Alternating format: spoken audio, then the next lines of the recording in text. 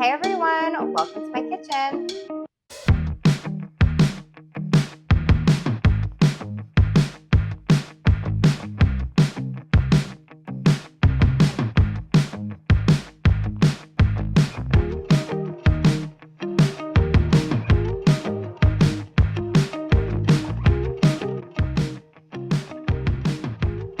Today we are going to make the fudgiest brownies you've ever had. And what you'll need is some unsalted butter, bittersweet chocolate, vanilla extract, flour, dark brown sugar, granulated sugar, and eggs. All right, let's get started. This recipe is called Supernatural Brownies. It's a recipe from Nick Malgieri, who is a famous pastry chef, but this recipe has made it, I think, to every culinary school in the country and maybe in the world. So I learned this recipe in culinary school, and it has been my go-to for making the fudgiest, most delicious brownies you've ever had. And I'm really excited to show you how to do this. These brownies are fairly simple to make, but a little bit involved. So I'll break it down for you step by step and show you how easy it is. For our pairing today, don't be fooled by my cup of tea. It's rainy out, it's a little cold, and I wanted some tea. But we'll be pairing these brownies with this beautiful Montenegro Amaro. It's a really pretty Amaro. I'll talk about it more later, but it's gonna go so well with the deep chocolatey brownie. So we start with a heat-resistant bowl, just a medium bowl that can fit onto a Bain Marie or that double boiler that I use often throughout my recipes. What is a double boiler or Bain Marie, you ask? It's a boiling pot of water that you place the bowl on top of, and it gives it this like gentle heating of whatever you're putting in the bowl. So I do this for my meringue cookies and for the start of my Swiss meringue buttercream, and you can check that out right here. But the double boiler is something I use a lot in baking, so you'll hear me mention that a lot. We're going to add 2 bars, or a total of 8 ounces, so each bar is 4 ounces, of semi-sweet chocolate. I use Baker's semi-sweet chocolate. I like that brand, especially for cooking, and it gives you a really rich chocolate. You can use darker chocolate too if you like, but I think the semi-sweet gives it a rich enough flavor. And then also to the bowl, we will add 8 ounces of unsalted butter, so 2 sticks. And then this bowl with your chocolate and your butter goes on top of the Bain Marie until that's melted.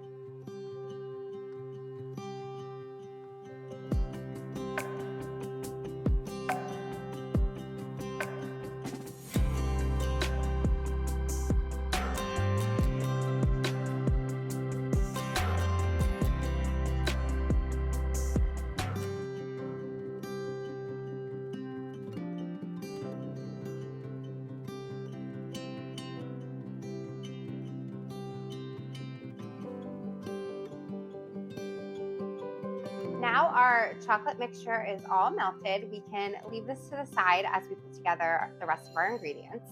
So in our next bowl, which is a little bit larger, I'm going to crack 4 eggs.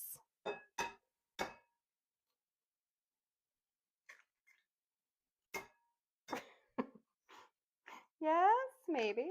Oh, I got a shell in there. So I got some shell in there because I cracked it from the other side. So best way to get shell out is with a shell. I don't know why, but it literally is the only way to get your eggshell out.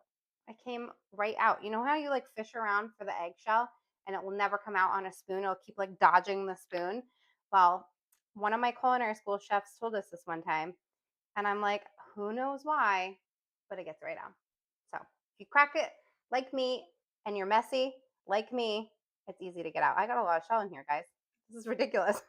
Anyway, good thing for this trick because it's coming right out. All right, so you've got your 4 eggs in the bowl, your 8 ounces of granulated sugar, 8 ounces of dark brown sugar. And again, I weighed all my ingredients out. I like to weigh everything. It's always a little bit more precise. And I just prefer that measurement because then you ensure that your recipe is going to be the same every single time. And then 1 tablespoon of vanilla and a 1/4 teaspoon of salt. And then I'm going to whisk that all up before I add my chocolate butter mixture. And once that's whisked and you have no more clumps of sugar, you go ahead and add your butter and chocolate mixture to the bowl.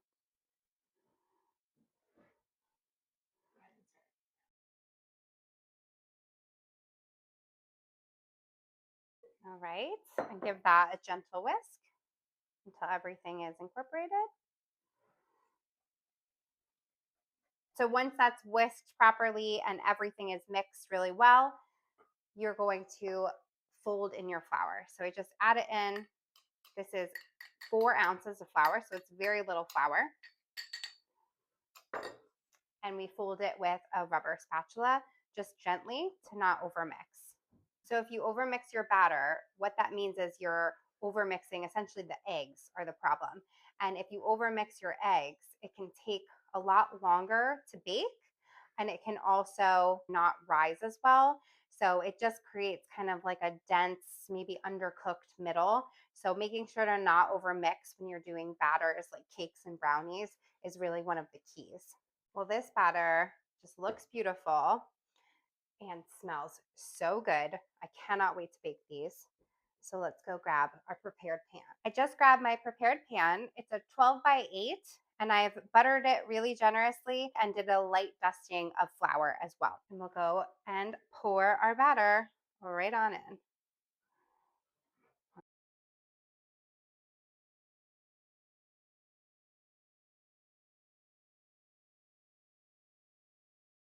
So I just move it around with a spatula, just gently and lightly, to make sure that the brownie is evenly coating the pan so that you get even thickness all around. Now, the recipe I have from culinary school was double this because everything we did in culinary school was kind of for bake. Everything we did in culinary school was for bulk cooking. So- It was for bake. Oh my god.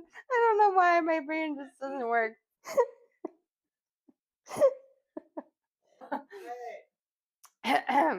So the recipe that I have from culinary school was double this recipe because we did everything in bulk in culinary school. So I have that recipe. So the recipe from culinary school calls for an hour.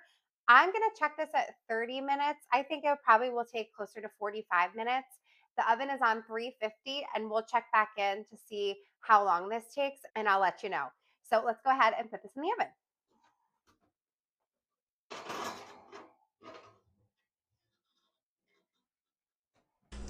Our brownies are out of the oven. They took 45 minutes and they look delicious. Look how gorgeous and shiny they get on the top. You see my little hole from where I poked to make sure nothing was sticking to the stick, but they are beautiful and I can't wait to cut into these. But before we do, let's talk about our pairing. So we are pairing today with an Amaro. So if you don't know what Amaro is the word in Italian for bitter, and it's usually an after dinner or sometimes a before dinner drink. So the bitter is kind of like what helps your stomach digest, so digestif, or it helps your stomach get ready to eat, so aperitif. So that's where that bitter is playing in. That just helps you either open your stomach up to getting ready to eat, or it helps you after a really big meal to digest. So I love Amaro. I grew up with Amaro in a very Italian family. Some Amaros can be quite bitter and quite potent with the botanicals they use. Amaro Montenegro is this really beautiful, softer version of Amaro. It actually is a little bit sweet as well. So it's got the bitter, but it also is super sweet. And the blend of botanicals is just so floral and pretty with a rich chocolate. That's going to kind of like cut through all of that. So Amaro Montenegro, it was born in Bologna in 1885. It was named after the new Princess of Montenegro at the time. It had a different name before that, but they wanted to give a little nod to the new princess. But it is a blend of botanicals and spices that they will not tell us. It's the secret of the family who makes this. And that's what I love about Amari is that they're each and every one a different blend of botanicals. So I'm really excited about this. And as a little nod to my very Sicilian grandpa, I'm using his digestif glasses today. So he always used to give me Fernet, which I love, but is very different, really astringent, very pepperminty. Would not go with these brownies at all, so don't try it. But I'm very excited to drink out of the little glasses from my grandfather with his favorite. He loved chocolate. So chocolate brownies and a little digestif. Cheers, Nonno. I'm really excited to see how that pairs with the brownies.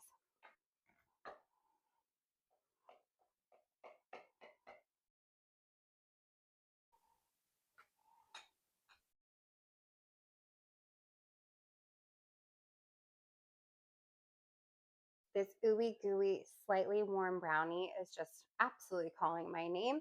Also, if you wanted to put a little whipped cream on top or a hunk of vanilla ice cream, I would not judge you, but I'm gonna eat it just like this. And I'm so excited. I haven't had these in a while. I'm excited to try this.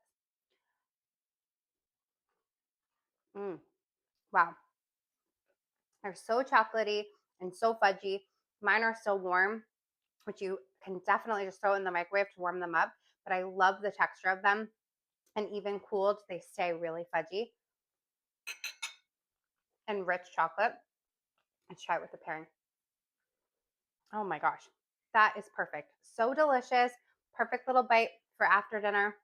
A sweet treat for your guests or your family, and a little digestif as well. I hope you try the recipe. It's really super simple and it's so delicious. Let me know what you think in the comments. And if you have a recipe you'd like me to make here, reach out to me. I'd love to hear from you.